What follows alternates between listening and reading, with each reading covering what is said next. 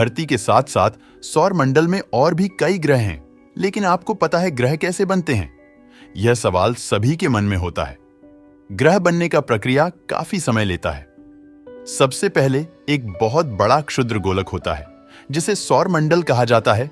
वैज्ञानिकों के अनुसार एक बहुत बड़ा बादल अपने ही आकर्षण के प्रभाव से सिकुड़ने लगता है। तब एक तारे और ग्रहों का निर्माण होता है। इस गैस के सिकुड़ते बड़े गोले को नेबुला कहते हैं। गुरुत्वाकर्षण के कारण जब इसके केंद्र में पदार्थ इकट्ठा होने लगता है तो यह बहुत सघन और गर्म हो जाता है। धीरे धीरे यह केंद्र बड़ा होकर एक नए तारे का बन जाता है। गुरुत्वाकर्षण के प्रभाव से जब गैसें केंद्र की ओर गिरती है तो यह बादल घूमने लगता है। जब यह बादल बहुत घना हो जाता है तो उसके घूमने की गति बहुत तेज हो जाती है, जिससे कि यह बादल छपटा होकर एक डिस्क का आकार ले लेता है। इस डिस्क को सर्कमस्टेलर और प्रोटोप्लैनेटरी नाम दिया गया है। यही ग्रहों की जन्मभूमि है। इस डिस्क में पाया जाने वाला पदार्थ आपस में जुड़कर छोटे छोटे पत्थर और चट्टानें बना लेता है। धीरे धीरे ये छोटे छोटे पत्थर आपस में जुड़कर बड़े पिंड बना लेते हैं। ये बड़े पिंड अपने आसपास के पदार्थ को आकर्षित करते हुए और बड़े होते जाते हैं। इन द्रव्यमान पिंडों को प्लैनेटेसिमल्स कहा जाता है। इन्हीं से ग्रह बनते हैं। इस डिस्क के आंतरिक हिस्से की गैस को केंद्र में स्थित तारे द्वारा अवशोषित कर लिया जाता है। इस तरह केवल चट्टानें और पत्थर ही बचते हैं।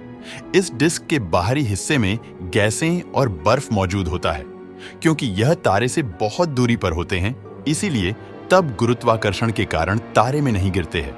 यही कारण है कि केंद्र में स्थित तारे के आसपास चट्टानी ग्रह पाए जाते हैं, जबकि तारे से दूर गैसीय ग्रह और बर्फीले ग्रह पाए जाते हैं।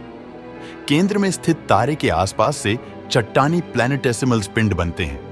ये पिंड आपस में टकराते रहते हैं तथा बिखर जाते हैं। जब यह बड़े पिंड धीमी गति से एक दूसरे के नजदीक आते हैं तो गुरुत्वाकर्षण के कारण जुड़कर एक बड़ा पिंड बना लेते हैं। यह प्रक्रिया लगातार चलती रहती है। इस प्रकार करोड़ों सालों में ग्रहों का निर्माण होता है।